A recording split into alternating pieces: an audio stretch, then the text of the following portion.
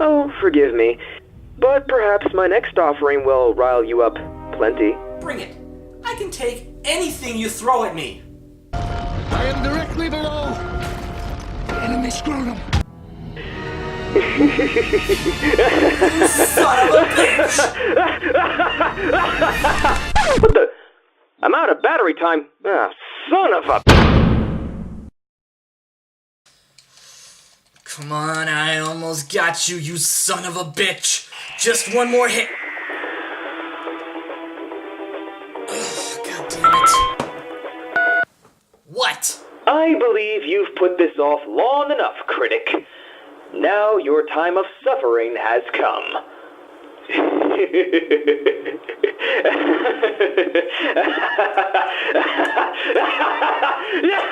Fine, just roll the credits.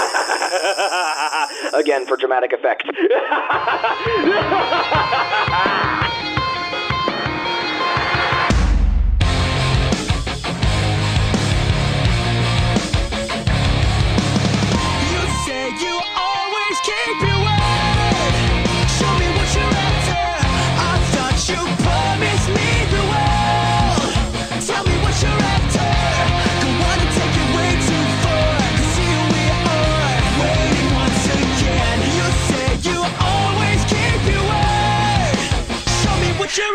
Just a little faster.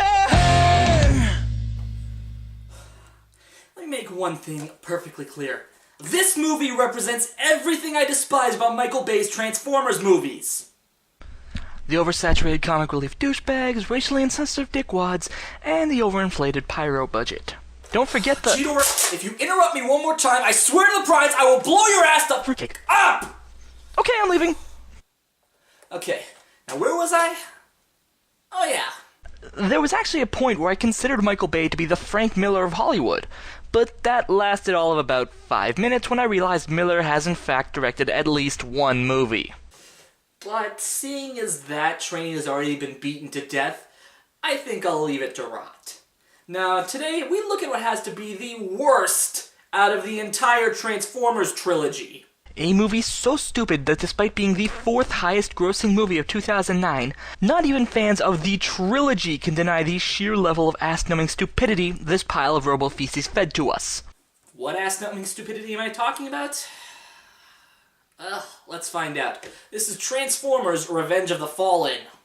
The movie begins in Shanghai, where a special military team called the Non-Biological Extraterrestrial Species Treaty is hunting a group of rogue Decepticons, including this big mother known as Demolisher. We're also introduced to a group of new Autobots who have no point other than selling toys, as well as the new most ball-gratingly annoying fictional characters, Mudflap, voiced by Reno Wilson, and his twin brother Skids, played by Tom Kenny. Yes, these two are easily more annoying than Rose Tyler, Bella Swan, and goddamn Titus!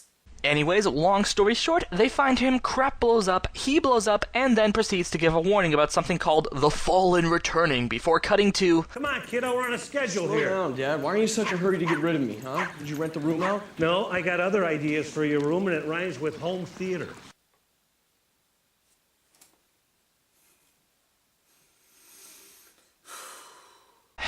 Sam getting ready to leave for university. Look what I found. It's your little baby booties. Let's go. March, young lady. Oh. Mojo, no dominating Frankie. Yes, because when I think of Transformers, I also think of annoying parents, baby booties, and 2 dogs doing the nasty wasty. So after some obvious fan service from Michaela, we cut to Sam finding a piece of the Deus Ex Machina Allspark from the last movie, which proceeds to project symbols into his head, causing him to drop it through the floor where it lands in the kitchen and transforms every single appliance into a homicidal robot. The appliances then proceed to shoot up the place, but are stopped when Bumblebee decides to save the day, only to get shooed out by Sam for blowing up the house in the process. While all this is going on, an evil RC car named Wheelie notices the shard of the Allspark, and after consulting Soundwave... Yes, the real Soundwave. Not that little boombox from hell from the last movie, who, a friend of mine kindly informed me, was called Frenzy. Oh, and I'd be remiss if I didn't mention that Soundwave is voiced by Dr. Claw. The real Dr. Claw! That's better. He is ordered to follow Michaela as we cut to Nest HQ, where a douchey government official, played by John Benjamin Hickey, chews out the Autobots, essentially blaming them for the recent influx of Decepticons they've been dealing with since the Autobots arrived. While this is going on, Soundwave taps into a nearby communications satellite and overhears the official's exposition dump about where they hid Megatron and the rest of the Allspark. He then sends Ravager down to steal the rest of the cube by puking up transforming marbles, and then the movie falls into about 20 to 30 minutes of padding, which can be summed up like this. Parental shenanigans! I'm possibly crazy. Sincere plea for help. Selfish retort. Maria's returned. I'm Rainn Wilson. I'm going crazy. I dig crazy dudes. We're breaking up! Wait, that had too much personality. Hold on, let me try that again. We're breaking up. Now I'm going to kill you. So after getting away from, I want to say the T-1000's trampy cousin, Sam is captured by the Decepticons and taken to Megatron, once again voiced by the totally awesome Hugo Weaving, who begins to do what every cliché villain does. He starts monologuing. He basically talks about wanting to make Sam suffer for killing him, yada yada generic bad guy crap, and is just about to put the little pecker out of my misery when he's unfortunately saved by Optimus, as the battle everyone has been waiting for, again, is about to begin. Again.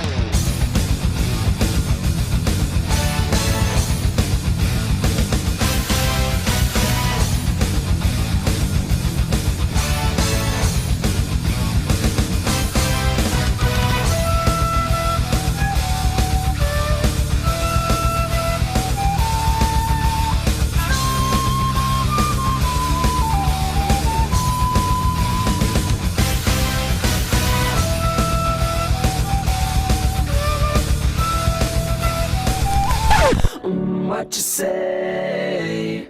That you only meant well, 'cause you did. What you say? That it's all for the best, 'cause it is. What you say? Well, that was anticlimactic. In true we're gonna kill a main character off fashion, it showed Optimus going out like a badass, taking down a few Decepticons before Megatron took him down. But, well, the fact that he got taken down so easily, and the Unicron-sized plot hole about where the hell the other Autobots were, well, it's just a little off-putting. Plus, when you compare it to the send-off Prime got in the 1986 Transformers movie, this one just seems, I'm ordering you to stand down. You won't be needing this anymore. Now get your assets back to base. insulting. Excuse me a second. Fruitopia.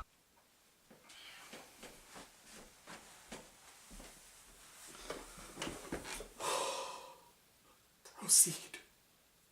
After Optimus' death, Sam is able to escape thanks to Bumblebee. Megatron's master, the Fallen, delivers an ultimatum to the entire planet, demanding they turn Sam over, and douchebag government official interrupts Optimus' funeral, ordering that Nest disband. I really don't like that dude.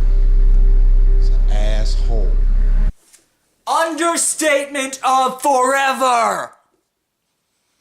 So after some mopey-ass dialogue from Sam and some more extremely racist bullcrap from Skids and Mudflap, Sam's pointlessly annoying and useless conspiracy theorist of a roommate, Leo, who was forced to join up with our heroes, decides to try being useful and suggests they visit a fellow conspiracy nut who is revealed as... Kanishka, Vanishka, and Klepler combo right here. Yes, it's Agent Simmons, once again played by John Turturro. He, along with Wheelie, who Michaela was able to capture earlier in the movie, decides to help Sam find a Transformer who can help translate the symbols in his head. They're eventually led to the Smithsonian, where they find a Blackbird revealed to be an old Decepticon-turned-Autobot named Jetfire.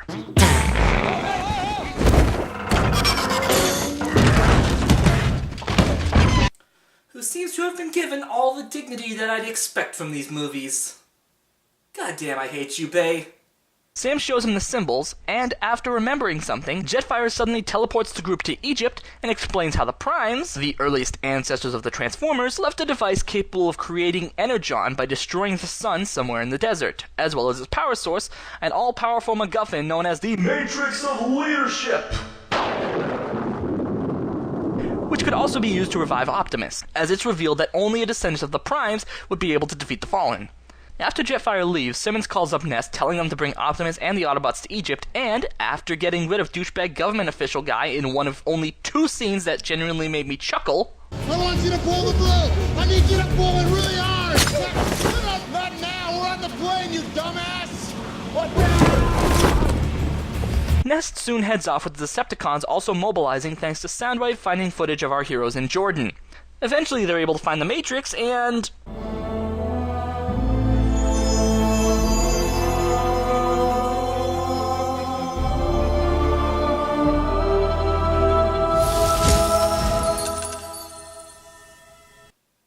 Sucked! So with their last chance to save Optimus completely screwed, thanks to Sam, they decide to take the dust left from the Matrix to Optimus, hoping it can still save him. Unfortunately, after being attacked by Starscream, they decide to split up, with Leo, Simmons, Skids, and Mudflap going one way, Bumblebee going after Starscream, and Sam and Michaela deciding to run over 4 kilometers to Optimus. You know, instead of doing the smart thing like, oh, I don't know, driving in the goddamn cars! Dumbass! While this is going on, Megatron orders the Decepticons to begin their assault as we finally enter the movie's final battle. Sort of. A group of Decepticons known as the Constructicons combine and form one giant Decepticon known as Devastator, who tries to destroy Mudflap but unfortunately fails. We then cut to another Decepticon rampage holding Sam's parents hostage, but with the help of Bumblebee, Sam is able to get them to safety before continuing towards Optimus on foot. Back at the construction site, Devastator climbs a nearby pyramid and reveals that the Doomsday Machine Jetfire was talking about is inside. So Simmons, using a radio that he took from a downed Jordanian helicopter, contacts a nearby aircraft carrier that just happens to be equipped with a super weapon known as a railgun. How did he know this? Never explained! Back to the war scene, and Sam finally meets up with Lennox and Epps as Jetfire joins the battle, only to be incapacitated by Scorponok. Back to Simmons. I am directly below. The enemy scrotum. I'd like to point out that there's still 20 minutes left in this movie. He gives the aircraft Devastator's coordinates, and they fire the railgun, killing him in one shot. Back to the other battle, and we get the only other line in this movie that genuinely made me chuckle when Epps calls an airstrike. I hope these F-16s got good aim. Yo, what is that? I told him to hit the orange smoke. You mean that orange smoke? It wasn't my best toss, okay? Viper, thunder. So with the airstrike signal botched, they make a break to Optimus, but Sam, like a dumbass, runs off by himself and gets caught in a signature base explosion. Lennox runs over and tries giving him CPR, but it doesn't work. Sam Witwicky is dead. Wait. For real? Yes! Yes! Yes! It's not unusual to be loved by anyone. It's not unusual to have fun with anyone. Now that's what I call a happy place! The reason that bad things happen to you is because you're a dumbass. Burn in hell, you little... You have fought for Optimus, our last descendant. Wait, what? The matrix of leadership is not found. It is earned. Return now to Optimus. Merge the matrix with No! your destiny. Damn it!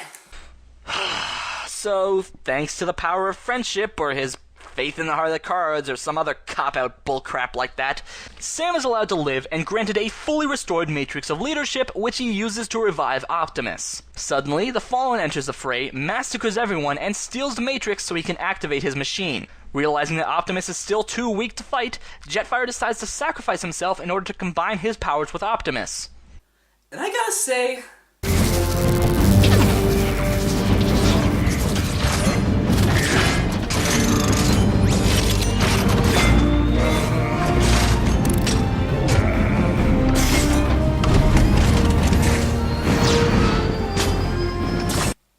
It looks like a total cluster bomb of crap! I mean, it literally looks like the artists had no idea what they were doing, so they just decided to throw parts everywhere and hope for the best. But I digress. So with Optimus powered up, he goes to fight the Fallen, Megatron, and Starscream, and proceeds to not only quickly defeat Megatron and Starscream, causing them to retreat so they can be in the sequel, but destroys the Fallen in what couldn't have been more than 2 minutes. Worst big bad ever! After that, the movie rolls into the epilogue. Optimus thanks Sam for saving him, Sam and Mikaela continue their relationship before breaking up off-screen, and Leo, Skids, and Mudflap are thankfully never heard from again. This movie is easily the worst of the 3! The characters are annoying as hell, the plot has so many holes it should be condemned, and not even the combined performances of Peter Cullen, Josh Duhamel, Tyrese Gibson, and Hugo Weaving could save it from its sexist, racist, and just plain immature writing that sounds like it was written by a 6-year-old with ADD and a sack of porno mags. Actually, that does about sum up Michael Bay's writing. The soundtrack is generic and lame, with the lead single New Divide by Linkin Park barely managing to fit in with what little story this piece of crap has. And you wanna know the kicker? Despite being almost completely panned by critics and winning Worst Picture at the 2010 Razzie Awards, it was named the 4th most successful movie of 2009 behind Ice Age 3, Harry Potter 6, and Avatar. In fact, this movie is the sole reason why I tried to avoid what was coming next like the plague. And, well, let's just say I hope it's better than this piece of crap. You simply fail to understand that the needs of the many outweigh the needs of the few. But I'm not gonna hold my breath. I'm the Hipster Ninja, and if you'll excuse me, I got some bad memories to get rid of.